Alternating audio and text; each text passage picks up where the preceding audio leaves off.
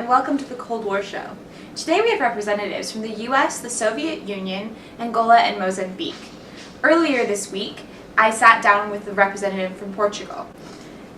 Today we are here to talk about the events and the impact of decolonization of Angola and Mozambique in 1974. As we know, both countries are now independent, but they were not always this way. After Portugal left Mozambique, there was a peaceful transition from colonialism to independence. However, this was not the case in Angola. They faced a rockier path to a unified state through the Civil War and interference from Cold War superpowers. Hi, I'm a representative from Russia. Hi, I'm a representative from Angola and Mozambique. Hi, I'm a representative from the United States of America.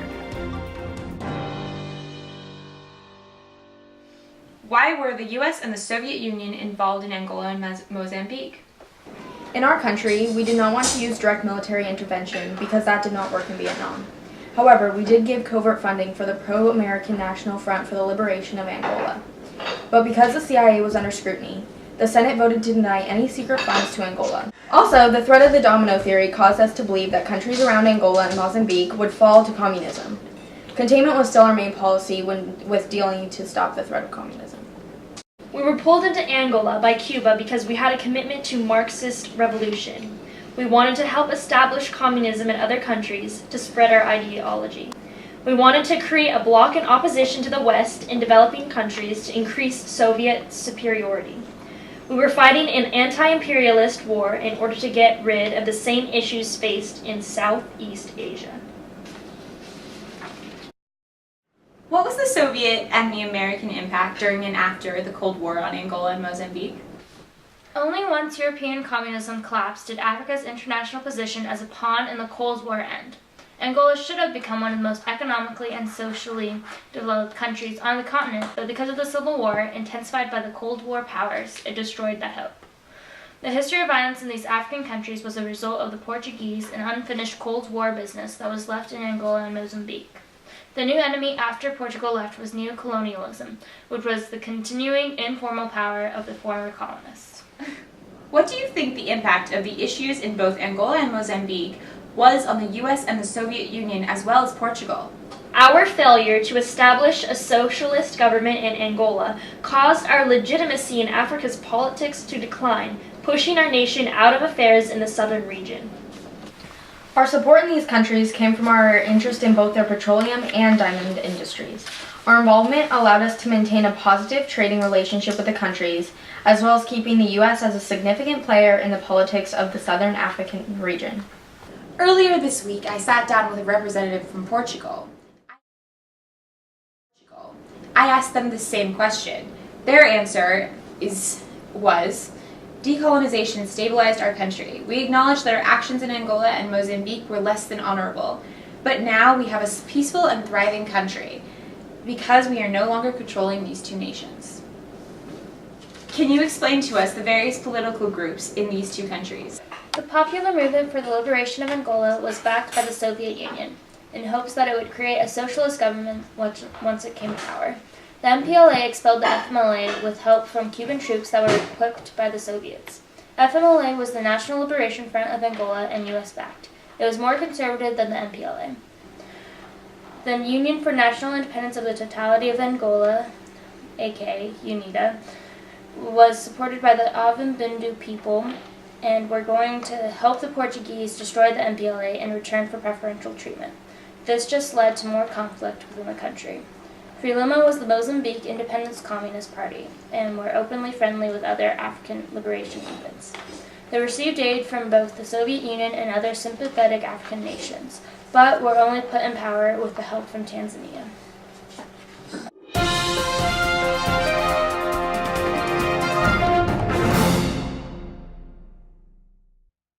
Angolan Revolution, the Angola reached independence in 1975. And at that time, there were three organizations. One was called the MPLA, the Movement for the Popular Movement for the Liberation of Angola, the FNLA, and I'm going to get these names straight in a minute, and UNITA. And all three were FNLA was operated pretty much in the north, UNITA operated pretty much in the south, and the MPLA operated throughout the whole country. And at independence in November of 1975, South Africa invaded. Now at this time, most people wasn't sure which organization, which group that they supported. But in 1975, when the MPLA, which was the government, when Portugal, Angola was a Portuguese colony, when Portugal pulled out, MPLA formed a government. At that time also, South Africa invaded from the south. Zaire invaded from the north. Zaire invaded from the north along with FNLA troops. South Africa invaded from the south along with UNITA troops. So this made it clear for most people, which was the true liberation movement. And the CIA put a lot of funds into Angola.